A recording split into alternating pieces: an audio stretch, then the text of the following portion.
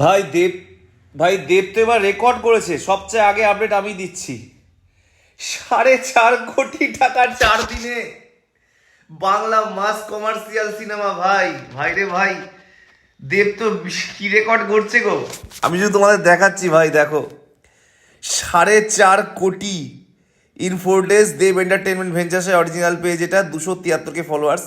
মানে এতদিন পর্যন্ত দেখো Bangla cinema mass movie release হলে বাংলা সিনেমায় আপডেট কেউ জানায় না, কারণ বাংলা সিনেমা ঠিকঠাক করে বক্স অফিসটা বোঝা যায় না, বলেও না, হলেও বলতো না কেউ, কারণ এতদিন বাংলা মাস কমার্শিয়াল সিনেমা সেভাবে হলে চলতো না, সেভাবে কেউ মানে আপডেট দিতে চাইতো না, কারণ সবাই এটা একটা ভুলভাল অ্যাভারেজ কালেকশন।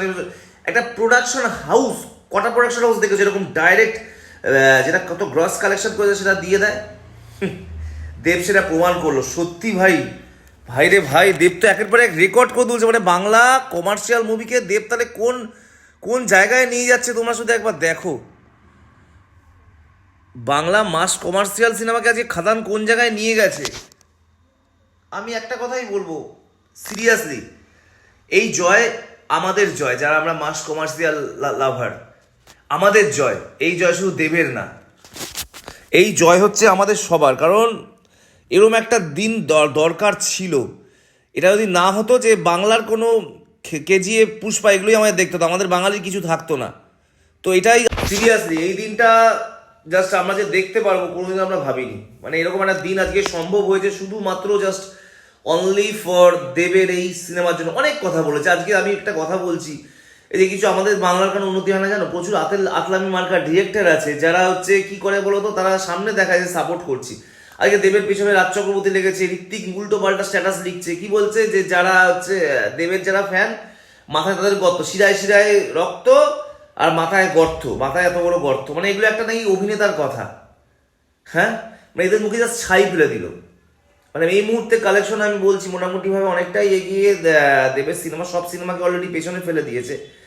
তো 4 দিনে 4.5 কোটি। আর কালকে তো 25 ডিসেম্বর ভাই, কালকে এই মুহূর্তে যেটা আমার অনুযায়ী, আজকেরটা তো ধরিনি, এটা 4 দিন, গত সোমবার অবধি, কারণ কালকে সোমবারে প্রচুর শো হাউসফুল গেছে। কালকে যদি তোমরা 25 ডিসেম্বরের হিসাবে ধরা হয়, তো কালকে আমি মনে করব যে টিম খাদান কালকে অবধি কামাতে পারে। আমার ধারণা অনুযায়ী কালকে 6.5 কোটি করে নেবে, কারণ আজকে অলরেডি 70 লাখ তো কামাবে, 60 থেকে 70 লাখ আজকে কামাবে, ধরে রাখো 60 লাখ থেকে 70 লাখ ধরে রাখো।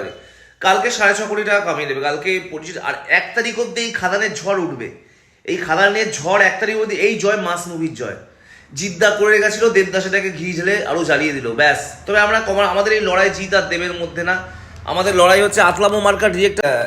বাংলা ইন্ডাস্ট্রিতে না কেউই কারোর ভালো চায় না, আর কেউ উঠলে আরেকজন তাকে ঠেলে নামাতে চায়। তার প্রমাণ তো পাওয়াই গেল, অলরেডি রাজ চক্রবর্তী দেবকে নিয়ে বলছে, ঋত্বিক চক্রবর্তী কথা বলছে।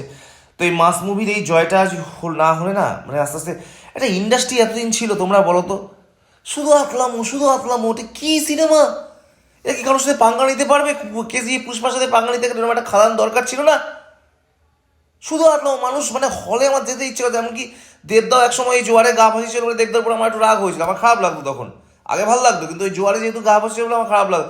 যে মাস মুভিকে তাকে সাপোর্ট, আমি জিৎ থেকে সাপোর্ট করি। জিৎ লড়ে গেছে, তবে জিৎ দাকে কিন্তু ভুললে হবে না যে তার সিনেমা ফ্লপ হোক, তার সিনেমা বিজনেস না দিক, তারপর কিন্তু লোকটা লড়ে গেছে ইন্ডাস্ট্রির জন্য। তাই আমি বলবো যে এই লোকটাকে ভুললে হবে না, এই লোকটাকেও ভুললে হবে না। এই লোকটার অবদান আমি বলবো, আমাদের এই লড়াই জিৎ ফ্যান বা দেব ফ্যানের মধ্যে না, আমাদের এই লড়াই আতেল মার্কার ডিরেক্টরদের সাথে জিৎ ফ্যান আর দেব ফ্যানদের, মানে যারা আমরা মাস কমার্শিয়াল মুভি লাইক করি তাদের।